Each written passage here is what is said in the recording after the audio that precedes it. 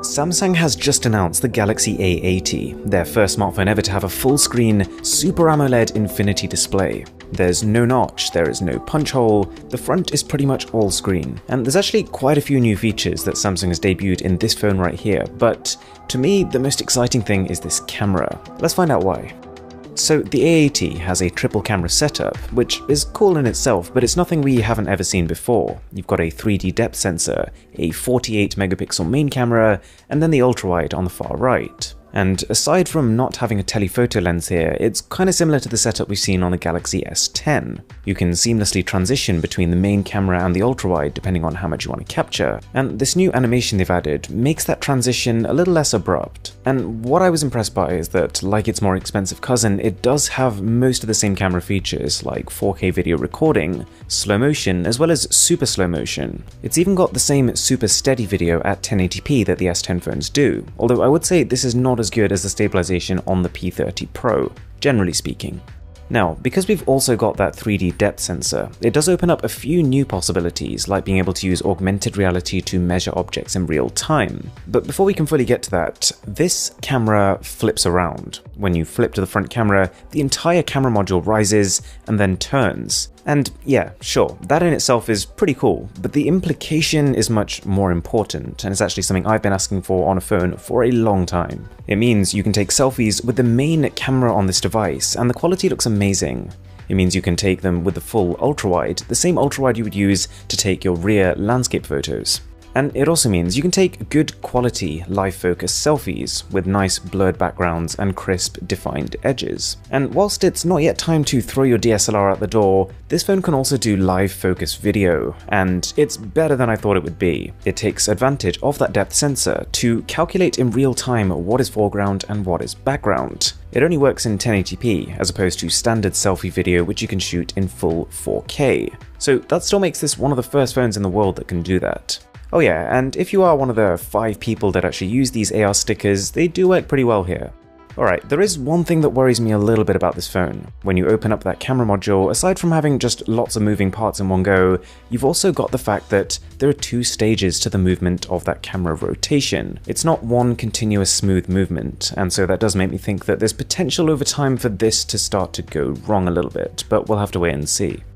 Alright, the display kind of surprised me, because it's a massive 6.7 inches in size with only a Full HD Plus resolution. I was a little worried. Thankfully, having spent some time with it, I would say it is one of the highlights of the phone. It is insanely bright and super vivid thanks to that Super AMOLED technology, and because there are no physical cutouts in the phone, in some ways it looks more impressive than even high-end flagships like the P30 Pro. Sadly, compared to that phone, and compared to the glamorous device this thing is pitched as, I think it kind of looks a little bit dull. The A80 does have a few different color options, but most of them I found were pretty dull looking, which, considering how exciting the concept of this rotating camera is, feels a little bit contrasting. Out of all of them, this one's probably my favorite, this rose gold finish, and I do like the bronze metallic shiny sides. The phone loses the dedicated Bixby button we had on the S10. I don't think too many people are going to be bothered by this, but what you will probably feel a little bit more is the lack of a headphone jack.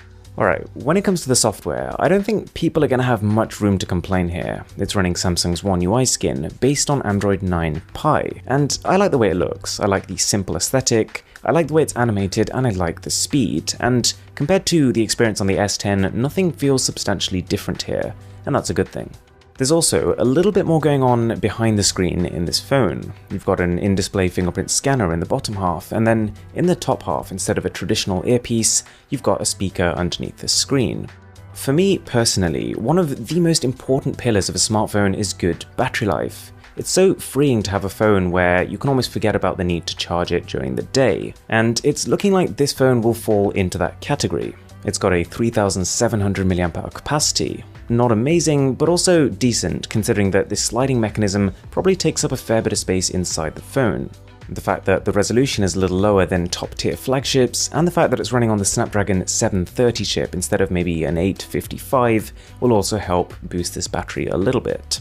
and they're combining it with 25-watt fast charging, which I was kind of surprised by considering that this is beyond the charging speed of even the S10 phones. So yeah, there is a lot of cool stuff going on here, and in some ways even leapfrogs the Galaxy S10 and the S10 Plus. This is a €679 phone, which on one hand, no, is not cheap, but on the other hand, does leave a good amount of price gap between this and the more expensive options. But just bear in mind that compared to that phone, you are missing out on a more powerful chip, as well as stereo speakers. You just get a single mono speaker in the corner here. If you enjoyed this video, it'd be massively appreciated if you could smash that subscribe button down below.